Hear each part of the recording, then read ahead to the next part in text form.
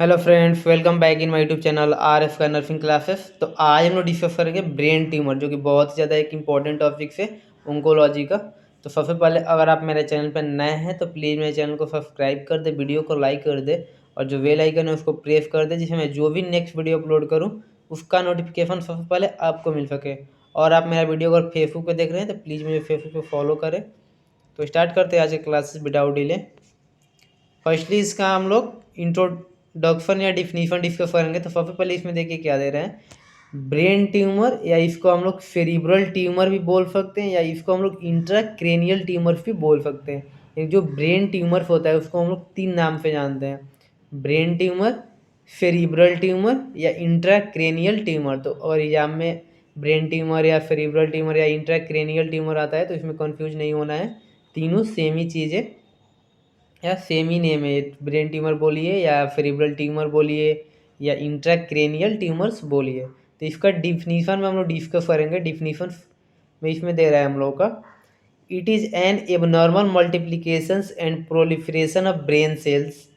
यानी कि जो ब्रेन ट्यूमर्स होता है ये एक एबनॉर्मल मल्टीप्लिकेशंस होता है जो ब्रेन सेल्स होता है उसका, यानी कि जो ब्रेन सेल्स होता है उसका अगर एबनॉर्मल मल्टीप्लिकेशंस होता है या प्रोलिफरेशन होता है तो उसको हम लोग ब्रेन ट्यूमर बोलते हैं। नेक्स्ट दे रहा है, a tumour is a mass of cancerous cells within the brain. यानी जो ब्रेन ट्यूमर होता है एक मास का फॉर्मेशन हो जाता है, कैंसरस सेल्स हो जाता है विद इन द ब्रेन, यानी कि ब्रेन के अंदर एक मास का फॉर्मेशन होता है जो कैंसर सेल्स होता है, एबनॉर्मल प्रोलिफरेशन हो जाता है ब्रेन सेल का, तो उसको हम लोग बोलते हैं ब्रेन ट्यूमर। देखिए ओवरऑल डिफिनीशन हम लोग का यही दे रहा है कि जो ब्रेन सेल्स होता है उसका एबनॉर्मल मल्टीप्लिकेशंस और प्रोलिफरेशन को ही हम लोग ब्रेन ट्यूमर बोलते हैं। और ब्रेन के अंदर जो कैंसरस सेल ग्रोथ कर जाता है उसको हम लोग ब्रेन ट्यूमर्स बोलते हैं। आप लोग डायग्राम में यहाँ देख सकते हैं, ये हेल्दी ब्रेन का डायग्राम दिया है और ये ब्रेन विथ ए ट्यूमर, यानी कि इसमें ट्यूमर का फॉर्मेशन हुआ है। यहाँ पे आप लोग देख सकते हैं ये नॉर्मल सेल का ग्रोथ हो गया, जिसको हम लोग ट्यूमर बोलते हैं, रेड से इंडिकेट किया है इसको। नेक्स्ट इसका टाइप हम लोग डिस्कस करेंगे कि टाइप कितना होता है। तो इसमें दे रहा है गैलियोमास, यानी गैलियोमास ट्यूमर्स होता है ब्रेन का ही।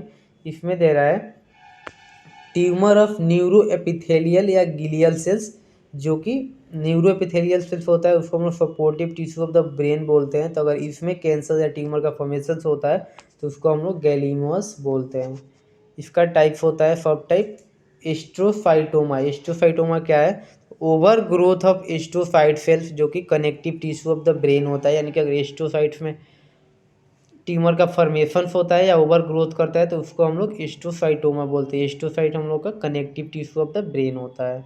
नेक्स्ट हम लोग का है एपेंडाइमोमा। एपेंडाइमोमा क्या होता है, तो over growth of ependymal cells of brain, यानी कि ब्रेन का जो एपिडाइमल सेल्स होता है अगर ओवर ग्रोथ कर जाता है तो उसको हम लोग एपेंडाइमोमा बोलते हैं। नेक्स्ट हम लोग का meninges tumour, they arise from lining of brain, जैसे कि एग्जाम्पल में दिया है मेनिंजियोमा, यानी कि जो मेनिंजिस होता है अगर उसमें ट्यूमर का फॉर्मेशन होता है तो उसको हम लोग मेनिंजिस ट्यूमर्स बोलते हैं। नेक्स्ट पिट्यूटरी ट्यूमर, जो कि ग्लैंड होता है हम लोग अगर उसमें अगर ट्यूमर का फॉर्मेशन होता है तो उसको पिट्यूटरी ट्यूमर्स बोलते हैं। नेक्स्ट है hematopoietic tumour, include malignant lymphoma, यानी कि लिम्फोमा में अगर ट्यूमर का फॉर्मेशन होता है तो उसको हम लोग हिमेटोपोइटिक ट्यूमर्स बोलते हैं।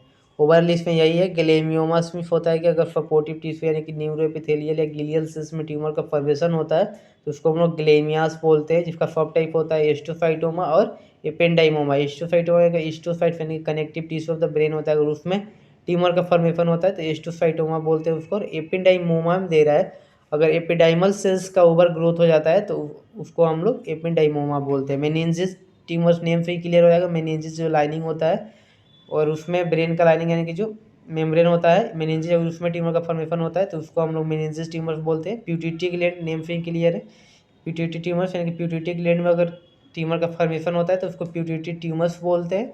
और हेमेटोपोइटिक ट्यूमर्स यानी कि जो लिम्फोमा होता है अगर उसमें ट्यूमर का फॉर्मेशन होता है तो उसको हम लोग हेमेटोपोइटिक ट्यूमर्स बोलते हैं। ये डायग्राम दिया है प्राइमरी ब्रेन ट्यूमर, यानी कि बहुत सारे इसमें जैसे कि हिस्टोसाइटोमा आप लोग देख सकते हैं, यहाँ पे हिस्टोसाइट का ग्रोथ होता है, या ओलिगोडेंड्रोसाइटोमा, यानी कि इसमें बहुत सारे टाइप्स दिया है। आप लोग इसको ऐसे से लेके खुद से रीड करके भी समझ सकते हैं, यानी कि टाइप्स दिया है मेनली हम लोग का ये। जैसे कि ऑप्टिक ग्लोमा यानी कि ट्यूमर ऑफ ऑप्टिक नर्व, अगर ऑप्टिक नर्व में ट्यूमर का फॉर्मेशन होता है तो उसको हम लोग बोलते हैं। प्यूटिटी एडिनोमा यानी कि ट्यूमर ऑफ प्यूटिटी ग्लैंड में अगर होता है तो उसको हम लोग प्यूटिटी एडिनोमा बोलते हैं।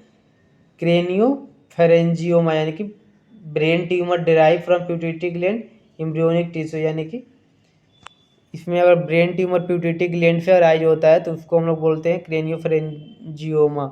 नेक्स्ट है एपेंडाइमोमा एंड ट्यूमर फ्रॉम एपेंडाइमा, यानी कि एपेंडाइमिस अगर होता है ट्यूमर का फॉर्मेशन तो उसको एपेंडाइमा। ऐसे ही आप लोग इसको स्वाइनोमा यानी स्वान सेल से होता है या ऐसे ग्रोथ करता है तो उसको स्वाइनोमा। ऐसे आप लोग इसको रीड करके समझ सकते हैं, बहुत ईजी है। ये सिर्फ ले लीजिए आप लोग इसका। नेक्स्ट का साइन एंड सिम्टम्स क्या क्या हो सकता है, तो इसमें दे रहा है symptoms due to increase ICP, यानी कि जो इंट्राक्रेनियल प्रेशर होता है अगर वो नॉर्मल से ज़्यादा हो जाता है तो उसके चलते क्या क्या देखने को मिल सकता है। सबसे पहले हेडेक स्पेशली इन मॉर्निंग, यानी कि हेडेक रहेगा स्पेशली मॉर्निंग टाइम पे। वोमिटिंग हो सकता है उस पर्सन को, मलेज हो सकता है यानी कि बहुत ही थका हुआ महसूस करेगा। पेपिडेमा हो सकता है। नेक्स्ट अल्ट्रेशन इन कॉन्शियसनेस, यानी जो उसका कॉन्शियसनेस होगा उसमें अल्टरेशन आ सकता है। नेक्स्ट दे रहा है न्यूरोलॉजिक डिफिसिट क्या क्या हो सकता है ब्रेन ट्यूमर्स के चलते, तो इसमें दे रहा है disturbance in speech and memory, यानी कि जो स्पीच और मेमोरी होता है उसमें डिस्टर्बेंस आ सकता है। कन्फ्यूजन हो सकता है उस पर्सन डिप्रेशन की तरफ जा सकता है। पर्सनालिटी एंड बिहेवियरल चेंजेस देखने को मिलता है। विजुअल एग्नोसिया देखने को मिल सकता है। गैट डिस्टर्बेंस देखने को मिल सकता है। डाइफेजिया देखने को मिल सकता है। इनकॉन्टिनेंस देखने को मिल सकता है। पर्सन कोमा में भी जा सकता है और फीजर भी देखने को मिल सकता है। इतना सारा न्यूरोलॉजिक डिफिसिट देखने को मिल सकता है। नेक्स्ट है हम लोग का डायग्नोस्टिक इवेल्युएशन, कैसे पता करेंगे जो पर्सन को ब्रेन ट्यूमर हुआ है, तो रेडियोग्राफी ऑफ स्कल, यानी कि हम लोग रेडियोग्राफी से भी हम लोग पता लगा सकते हैं कि पर्सन को ब्रेन ट्यूमर हुआ है या नहीं। सीटी स्कैन से पता लगा सकते हैं जो कि स्ट्रक्चरल एब्नॉर्मलिटी को डिफाइन करता है। और यहाँ पे एमआरआई जो कि उस एडवांस स्टेज होता है सीटी स्कैन का, तो इसके चलते भी लगा सकते हैं। लंबार पंचर भी कर सकते हैं सिर से फ्लूइड निकाल कर।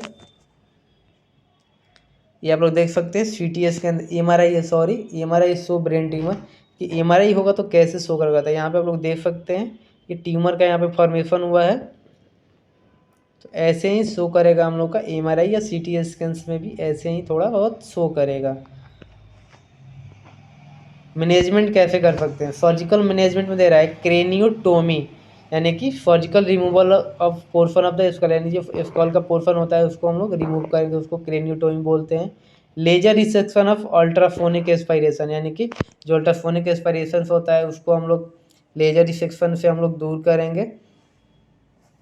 सॉरी इसमें पॉइंट दे रहा है लेजर रिसेक्शन और अल्ट्राफोनिक एस्पायरेशन, यानी कि लेजर रिसेक्शन से हम लोग रिमूव कर सकते हैं ट्यूमर को। नेक्स्ट हम लोग का रेडिएशन थेरेपी भी दे सकते हैं, कीमोथेरेपी भी दे सकते हैं उस पर्सन को। कॉम्प्लिकेशन क्या क्या हो सकता है, तो आईसीपी इंक्रीज कर जाएगा, न्यूरोलॉजिक डिफिसिट होगा और डेथ भी हो सकता है उस पर्सन का अगर ट्रीटमेंट नहीं दिया जाए तो। नर्सिंग डायग्नोसिस हम लोग क्या क्या कर सकते हैं नर्सिंग मैनेजमेंट में, acute pain related to brain mass और सर्जरी, यानी कि अगर किसी पर्सन को ब्रेन ट्यूमर हो या सर्जरी हुआ है तो उसके पेन होगा तो उससे रिलेट करके हम लोग भी बना सकते हैं nursing diagnosis. Risk for injury related to neurologic deficit, यानी कि अगर न्यूरोलॉजिक डिफिसिट होगा पर्सनस में तो उससे बहुत ही ज़्यादा रिस्क रहेगा इंजरी का, जैसे कि सीजर आया तो उससे भी इंजरी हो सकता है, या पर्सन अल्ट्रेशन करेगा कॉन्शियसनेस या अचानक कोमा में जाएगा तो कहीं भी फॉल करेगा गिरेगा तो उससे चलते इंजरी हो सकता है, तो उससे रिलेट करके हम लोग नर्सिंग डायग्नोसिस बना सकते हैं। Anxiety related to diagnosis, treatment modalities, surgery और रेशनल, यानी कि जो भी उस पर्सन का ट्रीटमेंट होगा या ट्रीटमेंट प्रोसेस होगा तो उसको बहुत सारा एंजाइटी रहेगा, तो या सर्जरी से कोई भी प्लान होगा तो उसको बहुत सारा एंजाइटी रहेगा, तो उससे रिलेट करके भी हम लोग बना सकते हैं nursing diagnosis. Imbalance nutrition related to neurologic function of disturb, यानी कि न्यूरोलॉजिक फंक्शन अगर डिफिसिट होगा तो उसका जो भी न्यूट्रिशनल पैटर्न होगा वो इम्बैलेंस होगा। तो उससे रिलेट करके भी हम लोग नर्सिंग डायग्नोसिस बना सकते हैं। Then thank you all and I hope जो आज का क्लासेस था ब्रेन ट्यूमर वो सबको समझ में आया होगा। तो अगर मेरा वीडियो अच्छा लगा हो तो प्लीज़ मेरे चैनल को सब्सक्राइब करें, वीडियो को लाइक करें और जो बेल आइकन है उसको प्रेस कर दें, जिससे मैं जो भी नेक्स्ट वीडियो अपलोड करूँ उसका नोटिफिकेशन सबसे पहले आपको मिल सके। और आपको अगर इस क्लास से रिलेटेड कोई भी डाउट हो तो आप कमेंट बॉक्स में पूछ सकते हैं, वहाँ मैं रिप्लाई करूँगा। Then thank you for watching my video.